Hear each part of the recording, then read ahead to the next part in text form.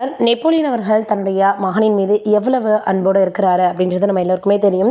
இந்த சூழ்நிலையில இப்ப அவரு மிகப்பெரிய அளவுல தன்னுடைய மகனை விட்டு பிரிந்து இப்போ கோயிலுக்கு போயிருக்காரு அப்படின்ற விஷயங்கள் ரொம்பவே வைரலாக பரவி வந்துட்டுருக்கு. தாய்லாந்தில் இருக்கக்கூடிய ஒரு கோயிலுக்கு போயிருக்கிறாராம். அதோடு மட்டும் இல்லாமல் தன்னுடைய மருமகளின் எடைக்கு எடைக்கு அவர் தங்கம் வந்து வைத்து வேண்டுதலை நிறைவேற்ற போகிறாருன்ற செய்திகளும் பேசப்பட்டு இருந்துச்சு. இது எந்த அளவுக்கு உண்மை அப்படின்றது தெரியாது. இந்த சூழ்நிலை இப்போ மிகப்பெரிய அளவில் ஒரு விஷயம் வந்து வெளியாகி இருக்குது. என்னது அப்படின்னு வந்து பார்த்தா, நடிகர் நெப்போலியன் அவர்கள் தன்னுடைய மகனை கூட்டிட்டு கோயிலுக்கு போகும்போது கொஞ்சம் கஷ்டமாக இருக்கும். அவரை வைத்திரு குடும்பத்தோடு வந்து பார்த்தோன்னா எல்லாருமே போக முடியாது. கோயிலுக்கு போகும்போது எப்போவுமே கொஞ்சம் ரஷ்ஷாக தான் இருக்கும் அப்படின்றதுனால அவரை வந்து விட்டுட்டு இப்போ நெப்போலியன் அவர்கள் தாய்லாந்துக்கு போனதோட மட்டும் இல்லாமல் நிறைய விஷயங்களை அவங்களுடைய ஃபேமிலிக்காக பண்ணிட்டு வந்திருக்கிறாராம். குறிப்பாக சொல்லணும் அப்படின்னா நிறைய விஷயங்கள் அங்கேருந்து வாங்கிட்டு வந்திருக்கிறாராம். இவ்வளோ விஷயங்கள் வாங்க முடியுமா? எந்த அளவுக்கு அன்பாக இருக்கிறாரு நெப்போலியன் அவர்கள் அப்படின்னு குடும்பத்தினர் எல்லோருமே சிரித்து போயிருக்காங்களாம். தன்னுடைய மகனுக்காக நீண்ட நாட்கள் வாழ்ந்த இந்தியாவை விட்டுட்டு, தன்னுடைய சொந்த ஊரை விட்டுட்டு, வேலையை விட்டுட்டு, நிறைய விஷயங்களை தியாகம் பண்ணிவிட்டு மகனுக்காக அமெரிக்கா வந்து ரொம்பவே வந்து பார்த்திங்கன்னா இப்படி தான் இருக்கணும் ஒரு அப்பானா அப்படின்றத வெளிக்காட்டியிருப்பார். இந்த சூழ்நிலையில் தன்னுடைய மகனுக்காக அவ்வளோ விமர்சனங்களையும் தாண்டி திருமணமும் பண்ணி வச்சுருந்தார்.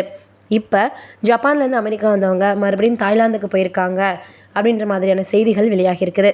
அங்கே போய் கோயிலுக்கு போய் தன்னுடைய மகனுக்காக அவர் வேண்டியிருக்கிறாரா. இந்த விஷயங்கள் சமூக வலைதளங்களில் ரொம்பவே வைரலாக பரவி வந்துட்டுருக்கு. இது ஒரு பக்கம் இருக்க, பிரதீப் ரங்கநாதன் அவர்களினுடைய நடிப்பில் சமீபத்தில் வெளியான திரைப்படம் தான் டிராகன். இந்த திரைப்படம் எல்லோரும் எதிர்பார்க்காத அளவுக்கு வெற்றியை கொடுத்துருக்கு. ஏற்கனவே இவர் நடித்த மிகப்பெரிய அளவில் அந்த காதல் சம்மந்தப்பட்ட திரைப்படம் ரொம்பவே சமூக வலைதளங்களில் வைரலாச்சு. அதோட இப்படிலாம் நடிக்க முடியுமான்னு ரொம்பவே ப்ரூஃப் பண்ணியிருப்பார். இந்த காலத்துக்கு ஏற்ற மாதிரியான கதைகளை தேர்ந்தெடுத்து நடித்து வந்துட்டுருக்காரு அப்படின்னு தான் சொல்லணும். இந்த நிலையில் இப்போ அவர் டிராகன் படத்தில் நடிச்சிருக்கக்கூடியது எப்படியெல்லாம் வந்து இருக்கணும், எப்படியெல்லாம் இருக்கக்கூடாதுன்னு ப்ளஸ் அண்ட் மைனஸ் ரெண்டையுமே காட்டியிருக்கக்கூடியதாக இருக்குது. இந்த சூழ்நிலையில் இப்போ அவர் லைஃப் இன்சூரன்ஸ் கம்பெனி அப்படின்ற ஒரு படத்தில் நடிச்சிருக்காரு. இதை விக்னேஷ் சிவன் அவர்கள் வந்து இயக்கியிருக்காரு அப்படின்ற செய்திகள் வந்திருக்கு. இதோட டிராகன் படத்தினுடைய வெற்றியை தொடர்ந்து கேக் வெட்டி கொண்டாடியிருக்காங்களாம். இந்த செய்தி இப்போ சமூக வலைதளங்களில் ரொம்பவே வைரலாக பரவி வந்துட்டுருக்கு. ஏன்னா அது கிட்டத்தட்ட ஒரு வாரத்துக்குள்ளேயே, இன்னும் சொல்லணும்னா 4 நாட்களுக்கு உள்ளேயே 50 கோடிக்கும் மேலே வசூலை பெற்றிருக்கான்.